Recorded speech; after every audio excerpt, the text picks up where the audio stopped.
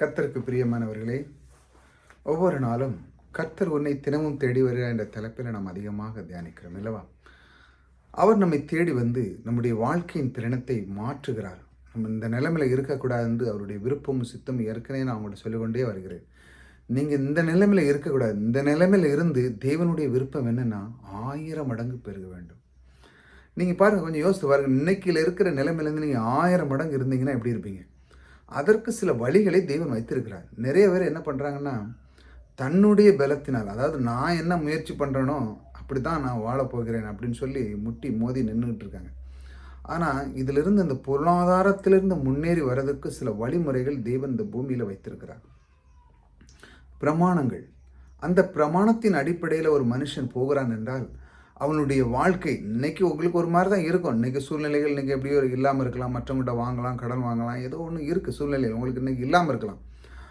ஆனால் நீங்கள் இன்று முதல் அதை நீங்கள் செய்ய ஆரம்பிச்சிங்கன்னு வச்சாங்களாம், இன்று முதல் தேவனுடைய அந்த பிரமாணத்தை நீங்கள் செய்ய ஆரம்பிச்சுன்னு வச்சாங்களாம், உங்களுடைய நாட்கள், அதாவது வருகிற நாட்கள் கொஞ்சம் காலம் கழித்து உங்களுக்கு அது ஒரு பெரிய விளைச்சலை கொண்டு வரும். அப்பொழுது நீங்கள் பார்ப்பீங்க, நான் அந்த காலத்தில் நான் எப்படி இருந்தேன், இன்னைக்கு எனக்கு செல்வங்கள் குறைவே இல்லை. எல்லா நாட்களும் எல்லா தேதியிலையும் மாதம் 30 நாள் லாஸ்ட் வரைக்கும் எனக்கு மற்றவர்களுக்கு கொடுக்குற வண்ணமாக என்னை மாற்றிருக்கிறார் என்று சொல்ல அளவுக்கு தேவன் உங்களை அந்த அளவுக்கு மாற்றுவார். எப்பொழுது?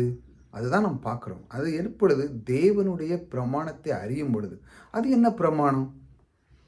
பொருளாதாரத்தில் நான் முன்னேறி என்னை தேவன் 1000 மடங்கு ஆசீர்வதிப்பார். அது எப்படி ஆசீர்வதிப்பார் அப்படின்னு நீங்கள் யோசிக்கலாம். அதற்கு சில வழிகளை வைத்த அந்த தேவன், அந்த வழியை நீங்கள் பார்க்குற நீங்கள் இந்த தேவன் மேல் பிரியமாக இருந்து தேவனுடைய வார்த்தை கேட்குற மக்கள் நீங்கள் பெருக வேண்டும். இப்படியே இருக்கக்கூடாதுன்னு சொல்லி அவர் விரும்புகிறார் பாருங்கள். அவர் விரும்புகிற அந்த வார்த்தை என்ன சொல்கிறார் பாருங்கள்.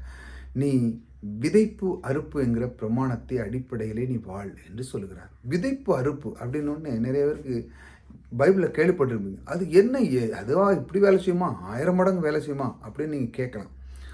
நிச்சயமாக அது வேலை செய்யும். எப்படி? தேவன் சொன்ன அந்த வார்த்தை, தேவன் ஒரு வார்த்தை உச்சரித்து விட்டார், அந்த வார்த்தை சொல்லிவிட்டார், அதற்கான எல்லா சாத்தியக்கூறு, அதாவது சக்தி எல்லாமே அதோடு செயல்பட்டு போகிறது.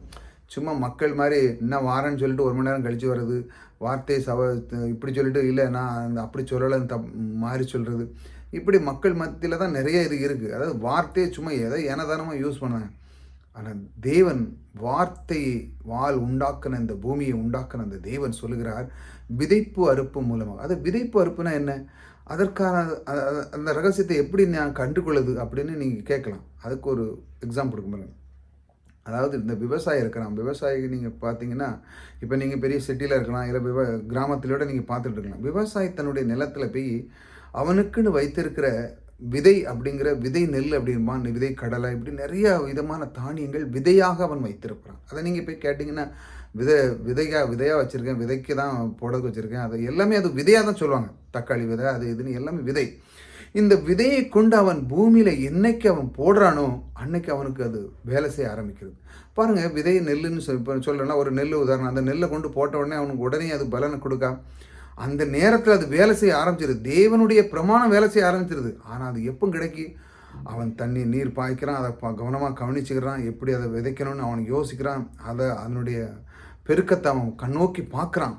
பார்த்து அது ஒரு 3 மாதம் 4 மாதம் பார்த்தீங்கன்னா கழிச்சுன்னா அவன் கொஞ்சம் தான் விதைச்சிருப்பான். ஆனால் அங்கே லாரி வந்து நிற்கும். அங்கே பெரிய பெரிய லாரிகள் வந்து நிற்கும் அறுத்து கொண்டு போகிறதுக்கு. அந்த அளவுக்கு தேவனுடைய பிரமாணம் வேலை செய்யுது. எங்கே வேலை செய்கிறதுனா, கையில் நீங்கள் வச்சுட்டு இருக்க தட்டி வேலை செய்யாது. நீங்கள் என்றைக்கு கையிலேருந்து ரிலீஸ் பண்ணுதீங்களோ அப்படி தான் வேலை செய்யும். தேவன் பணத்தையும் அப்படித்தான் அது சொல்லுகிறார். பணத்தையும் தேவன் விதையாக சொல்லுகிறார். அதனால தான் வார்த்தை நீங்கள் கவனிங்க. சிறுக விதைக்கிறவன் சிறுக இருப்பான், பெருக விதைக்கிறவன் பெருக இருப்பான். நீங்கள் இதை கேட்டுக்கிட்டே இருக்கணும் இந்த வார்த்தையை. ஆக இந்த பணத்தை நீங்கள் விதைக்க ஆரம்பிக்கும் பொழுது உங்களுடைய வாழ்க்கையிலே நீங்கள் எல்லாத்திலுமே நீங்கள் முன்னேறி உங்களுடைய வாழ்க்கை திறனை மாற்றுகிறார். ஆகையால் நீங்கள் சத்தியத்தை அறிகிறீர்கள். ஆகையால் சத்தியத்துக்காக, இந்த ஊழியத்துக்காக நீங்கள் உதவலாம். அதுக்கான நம்பர் கொடுத்துருக்கிறேன். ஆகையால் இந்த மாதிரி நீங்கள் செய்யும் பொழுது, கொஞ்சத்திலே நீங்கள் செய்ய ஆரம்பிக்கும் பொழுது தேவன் அதனோடு இடைப்படுகிறார். இடைப்பட்டு மட்டுவதும் அல்ல, தேவன் உங்களுக்குள்ளே இருந்து அந்தோடைய ஆற்றலை உயிர்ப்பித்து 1000 மடங்கு பெருக்கத்தை கொண்டு வருகிற தேவன் உங்களோடு கூட இருக்கிறாருங்க. சோர்ந்து போங்க. அவருடைய வார்த்தை பாருங்கள். அவர் கன்மலையாகவும் இருக்கிறார். அவர் கிரியை உத்தமன். அவர் செய்கிற வார்த்தை எல்லாம் உத்தமமானது. அவர் வழிகளெல்லாம் நியாயம். அவர் நியாயக்கேடில்லாத சத்தியமுள்ள தேவன். அவர் நீதியும் செம்மையுமானவர்.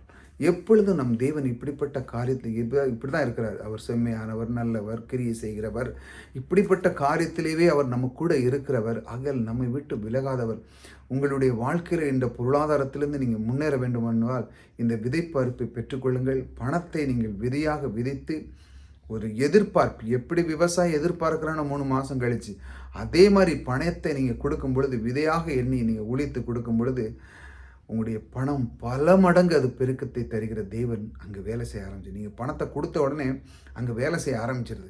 இப்படி செய்யும் பொழுதுதான் உங்களுடைய வாழ்க்கை திறன் மாறும். ஆகையால் நம் தேவன் ஒவ்வொரு நாளும் கர்த்தர் உன்னை தினமும் தேடி வருகிறார் என்றால் உங்களுடைய வாழ்க்கை திறனை மாறும். நான் ஏற்கனவே நிறைய டாபிக் போட்டிருக்கேன். ஆனால் இந்த கொஞ்ச நாள் இதே தான் நான் பேச போகிறேன். முதல்ல கொஞ்சம், ஏனென்றால் நீங்கள் செழித்திருக்கணும்.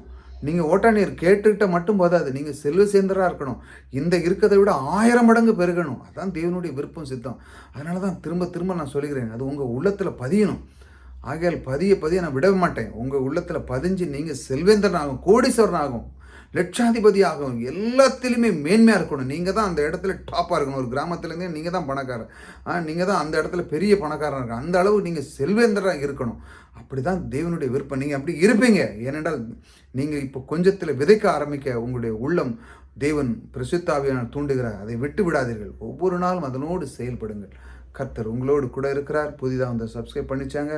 இந்த மாதிரி வார்த்தைகளை கேட்க நீங்கள் ஆவலாக இருக்கணும். ஆவலாக இருக்கும் பொழுது அதனுடைய எசன்ஸ், அதனுடைய நன்மை நீங்கள் பெற்று அனுபவிக்க வேண்டும். அதுதான் என்னுடைய விருப்பம். கர்த்தர் உங்களோடு கூட இருக்கிறார். கர்த்தர் உங்களை ஆசீர்வதித்திருக்கிறார்.